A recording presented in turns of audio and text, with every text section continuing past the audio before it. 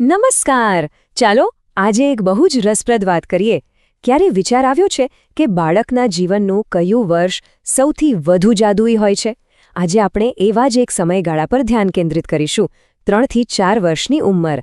સાચું કહું તો આ એવો સમય છે જ્યારે વિકાસ એટલી તેજ ગતિએ થાય છે કે તે કોઈ ચમત્કારથી ઓછું નથી લાગતું. તો ચાલો આ અદ્ભુત સફરને સાથે મળીને સમજીએ. તો સૌથી પહેલો અને સૌથી મોટો સવાલ એ જ છે કે આ એક વર્ષ આટલું બધું ખાસ કેમ છે? આ ઉંમરમાં એવું તે શું મને છે જે બાળકના આખા ભવિષ્યનો પાયો નાખી દે છે? ચાલો આ રહસ્ય પરથી પડદો ઉઠાવીએ. અને એનો જવાબ સાચું કહું ને તો બહુ સીધો અને શક્તિશાળી છે. આ સમયગાળો માત્ર જીવનનું એક વર્ષ નથી, પણ એ ભવિષ્યના શિક્ષણ, સામાજિક સંબંધો અને સારા સ્વાસ્થ્યનો પાયો છે. અહીં જે કંઈ પણ શીખાય છે તે આવનારા વર્ષો માટે એક મજબૂત પ્લેટફોર્મ જેવું કામ કરે છે. તો ચાલો આપણા પહેલા વિભાગ તરફ આગળ વધીએ. એક ચમત્કારિક વર્ષ. આ સમયગાળાને ખરેખર ચમત્કારિક વર્ષ કહેવું એકદમ યોગ્ય છે, કારણ કે જો વૈજ્ઞાનિક દૃષ્ટિએ જોઈએ તો આ સમય દરમિયાન જે ફેરફારો થાય છે તે ખરેખર અસાધારણ છે. વિકાસ જાણે એની ચરમસીમા પર પહોંચી જાય છે. પણ આ બધો જાદુ, આ બધા ફેરફાર આવે છે ક્યાંથી? એનો જવાબ છે અંદરથી. મોટાભાગનો ચમત્કાર તો બાળકના મગજમાં થઈ રહ્યો છે.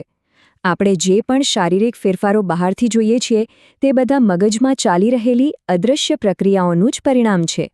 આ પ્રક્રિયાને સમજવા માટે એક વૈજ્ઞાનિક શબ્દ છે, સિનેપ્ટોજેનેસિસ. હવે આ શબ્દ સાંભળીને ગભરાવાની જરૂર નથી. એનો સાવ સાદો અર્થ છે મગજમાં લાખો કરોડો નવા જોડાણોનો બનવો. જરા કલ્પના કરો, એક નવું નક્કોર શહેર અને એમાં હજારો નવા રસ્તાઓનું નેટવર્ક પહેલીવાર બની રહ્યું છે. બસ આવું જ કંઈક મગજમાં થાય છે. પણ મગજ ક્યાં નવા રસ્તાઓ બનાવતું નથી હો, એ સ્માર્ટ પણ બને છે. અને એના માટે છે બીજી પ્રક્રિયા, ન્યુરલ પ્રૂનિંગ. આમાં શું થાય? જે બિનજરૂરી જોડાણો છે, જેનો ઓછો ઉપયોગ થાય છે, તેને દૂર કરવામાં આવે છે. જેમ આપણે શહેરમાં ટ્રાફિક ઓછો કરવા બિનજરૂરી ગલીઓ બંધ કરીને મોટા સુપર હાઈવે બનાવીએ, બસ એવું જ કંઈક. આનાથી મહત્વપૂર્ણ જોડાણો વધુ મજબૂત અને ઝડપી બને છે. તો આ બંને પ્રક્રિયાઓ એક સાથે મળીને કામ કરે છે. એક બાજુ સિનેપ્ટોજેનેસિસ એક મોટું જટિલ નેટવર્ક બનાવે છે, અને બીજી બાજુ ન્યુરલ પ્રૂનિંગ એ નેટવર્કને એકદમ સ્માર્ટ અને સુપરફાસ્ટ બનાવી દે છે. આ બંનેનું સંયોજન જ એક શક્તિશાળી મગજની રચના કરે છે. સારું, તો આપણે મગજની અંદરની અદૃશ્ય દુનિયાની તો વાત કરી, પણ હવે એ જોઈએ કે આ બધું વાસ્તવિક જીવનમાં કેવું દેખાય છે. મગજમાં જે પણ ફેરફારો થાય છે તે બાળકની શારીરિક ક્ષમતાઓમાં સ્પષ્ટપણે જોવા મળે છે.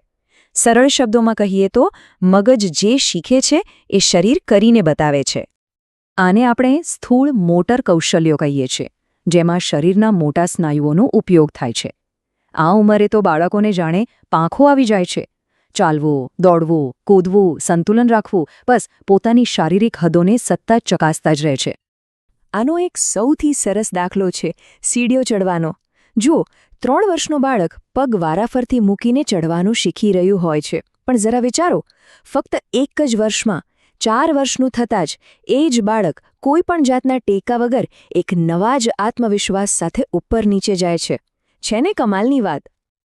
આ પ્રગતિ કેટલી ઝડપી છે એને વધુ સારી રીતે સમજવા માટે ચાલો હવે 3 અને 4 વર્ષની ઉંમરના માઇલસ્ટોન્સની સીધી સરખામણી કરીએ.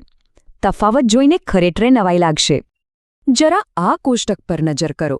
3 વર્ષની ઉંમરે બાળક સ્થિરતાથી સીધું ચાલે છે, પણ માત્ર 1 વર્ષમાં 4 વર્ષનું થતાં એ પાછળની તરફ પણ આરામથી ચાલી શકે છે. એવી જ રીતે 3 વર્ષે 2 પગે કૂદકો મારે છે, જ્યારે 4 વર્ષે એ 1 પગ પર કૂદીને બેલેન્સ પણ કરી શકે છે. આ માત્ર 12 મહિનાની વાત છે, પણ વિકાસમાં જમીન આસમાનનો ફરક છે. તો આ બધાનો સાર શું છે? આ બધી વાતો પરથી એક વાત તો સ્પષ્ટ છે. આ એક વર્ષ માત્ર શારીરિક કૌશલ્યો વિકસાવવા પૂરતું નથી. વાત એનાથી ઘણી ઊંડી છે. આ તો ભવિષ્યની તમામ ક્ષમતાઓનો પાયો નાખવાનો સમય છે. તો ચાલો આખી ચર્ચામાંથી મુખ્ય મુદ્દાઓ ફટાફટ ફરી જોઈ લઈએ. પહેલું, 3 થી 4 વર્ષની ઉંમરમાં મગજની રચનામાં જબરદસ્ત ફેરફાર થાય છે. બીજું, મગજ નવા જોડાણો બનાવીને અને બિનજરૂરી જોડાણો દૂર કરીને વધુ કાર્યક્ષમ બને છે.